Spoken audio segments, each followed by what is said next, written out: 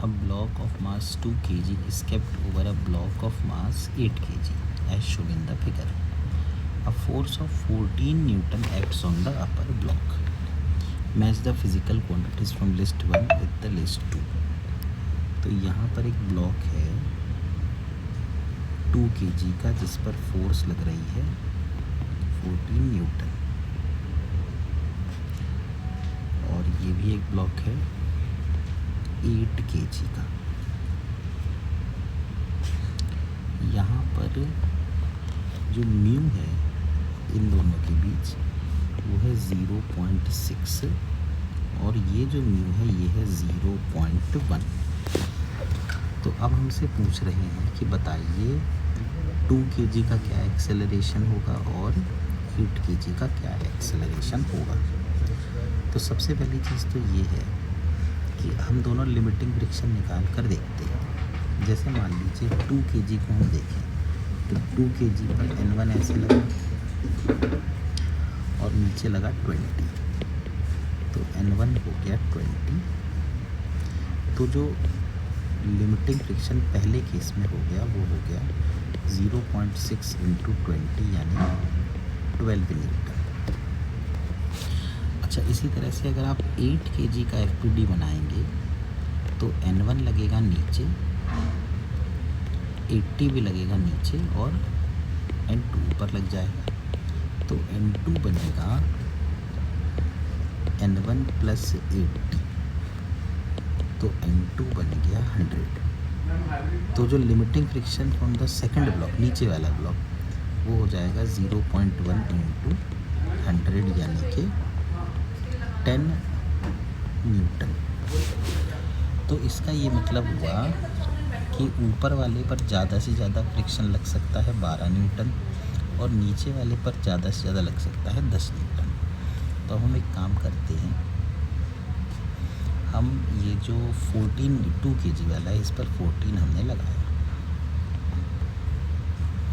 तो यहाँ हमने 14 लगाया, तो यहाँ पर F1 लग गया और यहाँ पर F1 लग गया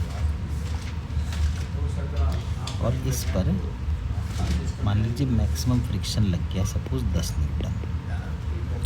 तो ये 2 kg और ये 8 kg। तो यहाँ मैं लिख रहा हूँ कि सपोज बोथ ब्लॉक्स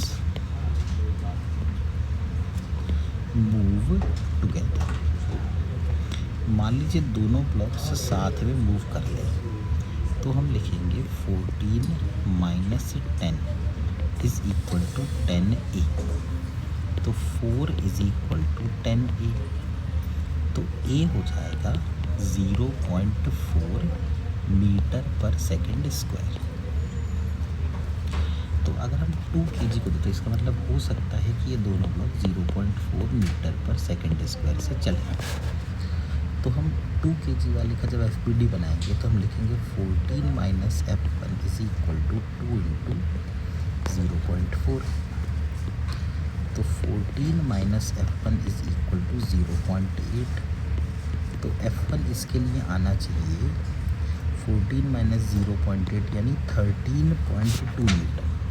पर क्या ये पॉसिबल है कि ये 13.2 न्यूटन हो जाए? बिल्कुल पॉसिबल नहीं है, क्योंकि इसकी तो मैक्सिमम वैल्यू 12 न्यूटन है। इसका मतलब ये है कि both blocks move with different acceleration.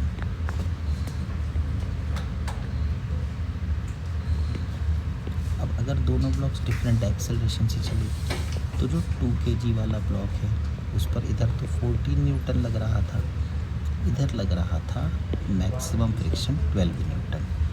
तो हम इसका एक्सेलरेशन अगर A1 मान लें तो हम लिख सकते हैं 14 minus 12 is equal to 2A1। तो A1 हो जाएगा 1 मीटर पर सेकेंड स्क्वायर। इसी तरह से अगर हम नीचे वाले ब्लॉक को देखें जो कि 8 kg का है तो हम लिख सकते हैं इस पर आगे की तरफ 12 और पीछे की तरफ 10, तो 12 और इसका acceleration A2 12 minus 10 is equal to 8a2। तो a2 आ जाएगा 2/8 यानी 0.25 मीटर पर सेकंड स्क्वायर। तो ऊपर वाले ब्लॉक का एक्सेलरेशन आएगा 1 मीटर पर सेकंड स्क्वायर और नीचे वाले ब्लॉक का एक्सेलरेशन आएगा 0.25 मीटर पर सेकंड स्क्वायर। तो एक्सेलरेशन ऑफ 2 kg ब्लॉक ये आया 1 मीटर पर सेकंड स्क्वायर। हाँ 1। एक्सेलरेशन ऑफ 8 kg ब्लॉक ये आया 0.25 मीटर पर second square. Friction between the two block, दोनों के बीच का फ्रिक्शन आया 12 न्यूटन और friction between lower block and the ground आया 10 न्यूटन।